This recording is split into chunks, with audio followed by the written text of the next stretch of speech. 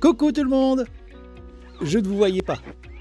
C'est moi, Ben, votre communicant HOP, Human and Organizational Performance, ou la performance humaine et organisationnelle pour les Frenchies. Question. Vous ne vous êtes jamais demandé pourquoi vos conditions de travail s'amélioraient? Vous ne le saviez peut-être pas, mais l'évolution de la sécurité se révèle selon 3 piliers. Il y a d'abord eu les améliorations techniques et technologiques, puis la mise en place des systèmes de management, et aujourd'hui, celui pour lequel je suis là, le pilier 3, celui axé sur les facteurs humains et organisationnels. Je sais ce que vous vous dites. Qu'est-ce que c'est que cette chose? Et votre réaction est normale. Elle reflète votre peur face aux situations inconnues. Et justement, toute l'équipe HOP et moi sommes là pour vous accompagner dans ce chemin de l'apprentissage HOP. Bon, les mots c'est bien beau, mais comprendre dans la vie de tous les jours, c'est mieux. Prenons un exemple. La lecture de consignes en production. Hein? Cela vous parle? Voilà ce que l'on m'a dit. Nous avons 3 rythmes de travail. Le quart de l'après-midi, celui de la nuit et celui du matin. Nous avons 3 statuts. L'assistant de production, un opérateur principal et des opérateurs. Voyons si j'ai bien tout suivi. L'AP donne les consignes à l'OPP du quart de l'après-midi. L'OPP du quart de l'après-midi donne les consignes aux opérateurs du même quart, puis à l'OPP qui prend la relève sur le quart de nuit, lui-même transmet aux opérateurs du même quart, puis à l'OPP du quart du matin qui lui-même transmet aux opérateurs. On peut dire que notre système, sur la lecture des consignes, repose sur une organisation solide, sur des planifications réglées et sur des personnes expérimentées, rodées à ces transmissions à la fois orales et écrites. Pourtant, dans la vraie vie, cela ne se passe pas toujours comme on le voudrait. Certains facteurs individuels ou organisationnels peuvent altérer la communication et la compréhension des consignes. Nous avons essayé de traduire cela via une petite mise en scène extrapolée. Regardons cela ensemble.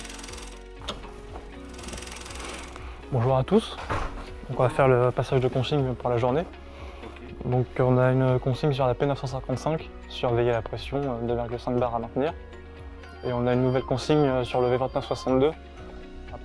Oui Maxime? Oui. Non, je suis en passage de consigne là pour le moment. Vas-y, je te rappelle après. Salut. Bon, tout le monde a compris? Oui, c'est bon. Au revoir. Bonne journée. La concentration a été interrompue par un agent extérieur et ne permet pas à Maxime de capter l'ensemble des consignes. La SX sera terminée, il faudra bien remettre les cadenas process sur le V961. Excusez-moi du retard, hein. J'étais sur le secteur 5 et M. Dupart qui m'a interpellé sur un problème sur une vanne. Non mais c'est pas grave, j'ai mis les consignes sur SharePoint, donc tu pourras les retrouver dessus. Ok, d'accord. Jetterai un œil. Et donc les débits des centries, si les sédiments sont bons, on peut augmenter de 200 kg par heure sur les 3. La fatigue et le stress sont tous deux des éléments perturbateurs qui ne permettent pas à Didier de se concentrer sur les consignes transmises. Au niveau des consignes de production, tout est compris? Oui. L'absence de connaissances sur le secteur, par Laurence, génère un manque de confiance de soi et ne permet pas d'exécuter la tâche en toute sécurité. Bon, c'est bon, bonne fin de quart à vous. Au revoir.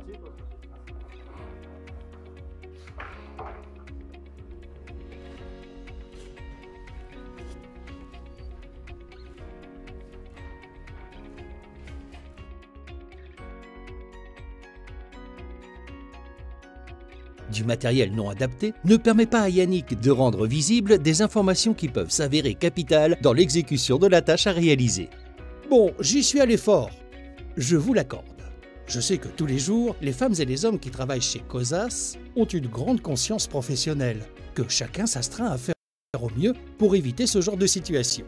L'objectif était de vous démontrer qu'une interruption de concentration, un surcroît de stress et de fatigue, un manque de connaissances sur les habitudes du secteur, du matériel inadapté, sont des facteurs humains et organisationnels existentiels qui peuvent mener à un accident. Et nous pouvons agir collectivement. Comment? Si on s'appuie sur cet exemple. En nous assurant que la communication a été transmise et comprise par tous, en prêtant attention aux signes physiques extérieurs liés au stress et à la fatigue, en élaborant des consignes uniformes sur l'ensemble des secteurs, en contrôlant que le matériel est bien adapté aux divers besoins. En conclusion, le rôle de HOP est de faire en sorte de rendre facile de bien faire et difficile de mal faire. Allez hop, c'est dans la boîte! Un doute? Une question? Contactez un membre de l'équipe HOP sur hop-cosas@chevreau.com.